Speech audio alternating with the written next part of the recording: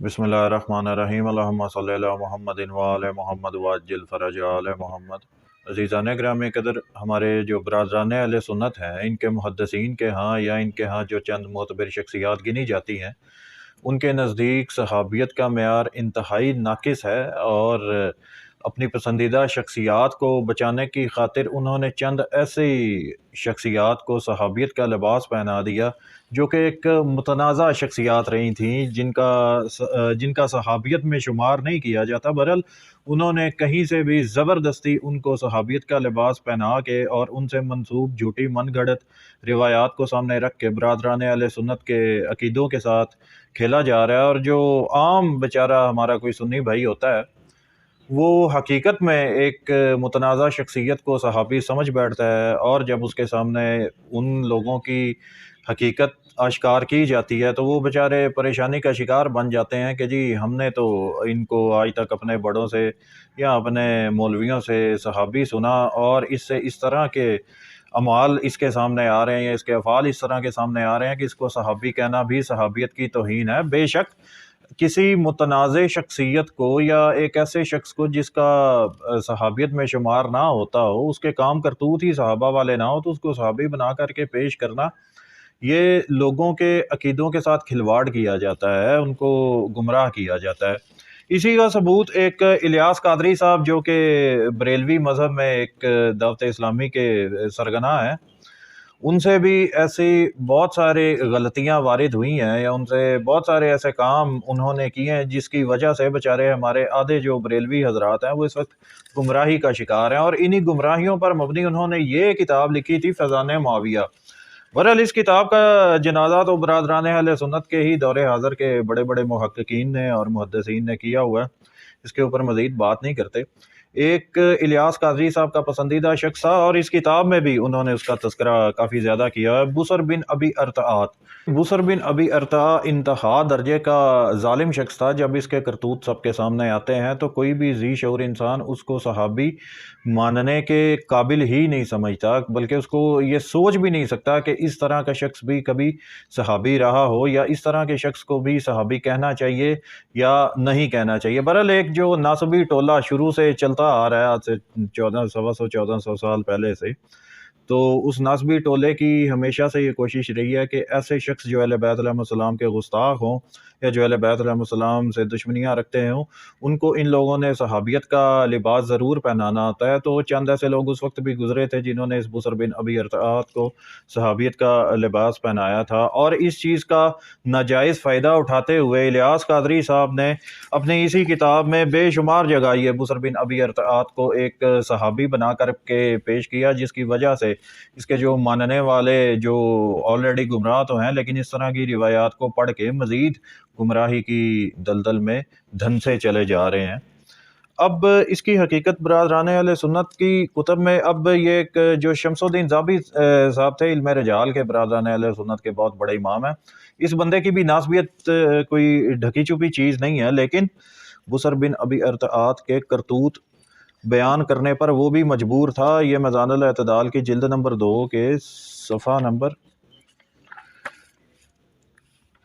51 पर ये बुसर बिन अबी अरतात की जो हकीकत है, इसको बयान करने में ये ज़ाबी साहब भी मजबूर हो गए थे। हालांकि एक नासबी शख्स है, इसने कोशिश की कि बुसर बिन अबी अरतात का जितना ये दिफा कर सके, लेकिन उसके काम करतूत ऐसे थे कि ये एक नासबी भी उसको नहीं बचा सका। अच्छा जी, इसका ये तर्जुमा नंबर 1170 पर, एक कौल के मुताबिक इन्हें सहाबी होने का शर्फ हासिल है और एक कौल के मुताबिक ये शर्फ हासिल नहीं है। अब ये जो हासिल शर्फ हासिल नहीं है, ये भी बरादरान अहले सुन्नत के ही मौक़िफ़ है। इब्न अदी ने इसका तज़किरा अपनी किताब अल कामिल में किया है। वाक़दी का कहना है कि जब नबी अकरम सल्लल्लाहु अलैहि वसल्लम का वसाल हुआ, इस वक्त बुसर नामी ये रावी कमसिन था। उसने नबी अकरम सल्लल्लाहु अलैहि वसल्लम से अहादीस का समा नहीं किया था। अज़ीज़ान गिरामी के, तो जब नबी अलैहिस्सलाम का ज़ारी ज़माना मुबारक था, उस वक्त ये कहीं पर पढ़ा होगा ये बुसर नामी रावी, लेकिन उसने सरकार मुस्तफ़ा सल्लल्लाहु अलैहि वसल्लम का दीदार उसको नसीब नहीं हुआ। कोई एक भी हदीस या रिवायत ये बुसर बिन नबी अरतात से है नहीं है। तो लेकिन फिर भी इसको सहाबी बनाने की कोशिश की गई, क्योंकि ये उस ज़माने में کوئی سال 2 سال کا یا کم سن یا جتنی بھی عمر آپ کر لیں اس کا کہا۔ بہرحال اس چیز کو مد نظر رکھتے ہوئے اس کو صحابی بنانا ہی ایک بے وقوفی والی بات ہے، تو شاید اتنی بات یہ زابی صاحب کو کے ذہن میں آ گئی تھی، جس وجہ سے انہوں نے آگے اس کی حقیقت بیان کی۔ آگے یحییٰ ابن معین کہتے ہیں کہ یہ ایک برا آدمی تھا، اہل مدینہ نے اس کے صحابی ہونے کا انکار کیا ہے۔ اب ظاہری بات ہے جو اہل مدینہ حضرات تھے وہ زیادہ اس چیز کو جانتے تھے کہ کون صحابی ہو سکتا ہے کون صحابی نہیں ہو سکتا۔ اب ان کو نہیں یہ بندہ صحابی نظر آیا تو انہوں نے صاف اپنا موقف پیش کیا تھا۔ اب اس کے چند کالے کرتوت میں آپ تمام حضرات کے سامنے پیش کرتا ہوں۔ برادران اہل سنت کے بہت بڑے محدث، بہت بڑے امام علامہ ابن اسیر جزری، ان کی یہ کتاب اسد الغابہ فی معرفت صحابہ، اس کی جلد اول حصہ اول صفحہ نمبر 257 پر۔ اب یہاں پر اس کا یہ تذکرہ کیا ہوا ہے، بصر ارطاط کے بیٹے ہیں، اور بعض لوگ کہتے ہیں کہ بصر ابو ارطاط کے بیٹے ہیں۔ اچھا، اب اس کی ولدیت میں بھی شک کیا جا رہا ہے، وہ خیر علیحدہ بات ہے۔ اب سارا یہ اس کا خود پاس کر کے ملاحظہ فرما لیجئے گا۔ اب یہ جو شخص ہے جس کا نام الیاس قادری ہے، اس نے اپنی کتاب میں اس شخص کو صحابی بنانے کی بھرپور ناکام کوشش کیوں کی تھی، وہ میں چیز آپ تمام حضرات کے سامنے پیش کرتا ہوں۔ بصر جنگ صفین میں معاویہ کی طرف تھا، حضرت علی علیہ السلام اور ان کے اصحاب کے لیے بہت سخت تھا، یعنی کون؟ بصر۔ اب یہ وہ وجہ ہے کہ ایک تو معاویہ کا بندہ تھا، یا اس کا آپ کہہ لیں کار خاص تھا، اس چیز کی وجہ سے الیاس قادری صاحب نے اپنے عوام کو گمراہ کرنے کے لیے اس کو بڑی کوشش کی ہے کہ اس کو صحابیت کے کھاتے میں ڈالا جائے، کیونکہ مولا علی علیہ السلام کا دشمن تھا، تو اس وجہ سے ظاہری بات ہے یہ معاویہ بن ابو سفیان کا دوست ہوگا، یا اس کے ساتھ ہوگا، یا اس کا بندہ تھا، جو بھی تھا۔ اب آگے لکھتے ہیں جی، حضرت معاویہ نے انہیں حجاز اور یمن کی طرف بھیجا تاکہ شیعان علی کو قتل کرے۔ کون قتل کرے؟ یہ بصر۔ اچھا جی، اب یہ تو یہ اس کی دشمنی ہو گئی مولا علی علیہ السلام سے۔ اب اگلے صفحے پر چلتے ہیں، صفحہ نمبر 258 پر۔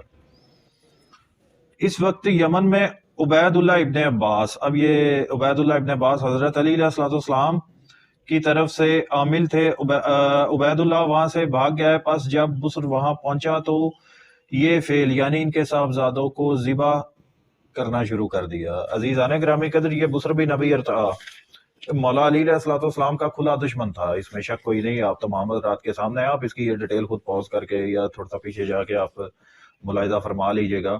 اور اس کے علاوہ جناب عبداللہ ابن عباس، ایک جلیل القدر صحابی، ہمارے برادران اہل سنت کے ہاں بھی ان کا بھی یہ دشمن تھا۔ وہ اس وجہ سے کیونکہ اس وقت مولا علی علیہ السلام کی جو ظاہری خلافت تھی، اور اس سے پہلے بعد میں مولا علی علیہ السلام کی تھوڑی بہت طرفداریاں کیا کرتے تھے عبداللہ ابن عباس، اور ان کے جو صاحبزادے تھے جناب عبداللہ ابن عباس کے، ان کو بڑی بے رحمی اور بے دردی کے ساتھ قتل کرنے والا یہ شخص تھا بصر بن ابی ارطاط۔ کیوں اس نے اس طرح کے کام کیے؟ معاویہ بن ابو سفیان کے حکم پر، اس کے کہنے پر، یہ اور بھی اس نے بے شمار مظالم اٹھائے ہیں شیعان علی پر بھی اور باقی اور بھی مسلمانوں پر۔ تو بات کرنے کا مقصد یہ ہے کہ جو ہمارے برادران اہل سنت ہیں جو اہل تشیع پر اعتراضات کرتے ہیں، یہ ایک نمونے کے طور پہ میں نے یہ اس شخص کی حقیقت آپ تمام حضرات کے سامنے پیش کی ہے کہ بھائی جان، جب آپ ایک بدترین شخص کو جو ناصبی بھی ہو، مولا علی علیہ السلام کا دشمن بھی ہو، ان سے بغض بھی رکھتا ہو، اور دشمنان مولا علی کا حامی بھی ہو، یعنی ناصبیوں کی یہ اس وقت خصوصیت ہوتی تھی کہ جو بھی مولا علی علیہ السلام کا دشمن ہوتا تھا اس کے دشمن کے دوست ہوا کرتے تھے، جیسے معاویہ ابن ابو سفیان کا یہ دوست بھی تھا اور اس کا کار خاص بھی تھا۔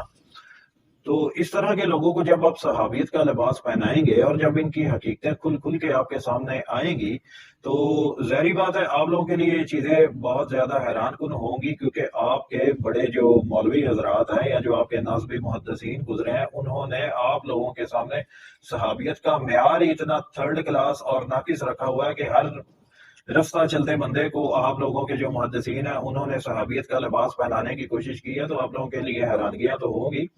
تو آپ لوگوں سے اب درخواست یہ ہے کہ آپ اپنے صحابیت کے جو آپ لوگوں نے معیار اپنے ذہنوں میں بنایا ہوا ہے، آپ اپنے اس معیار کو درست کریں، تو آپ حقیقت کے قریب آتے جائیں گے۔ وما علینا الا البلاغ المبین۔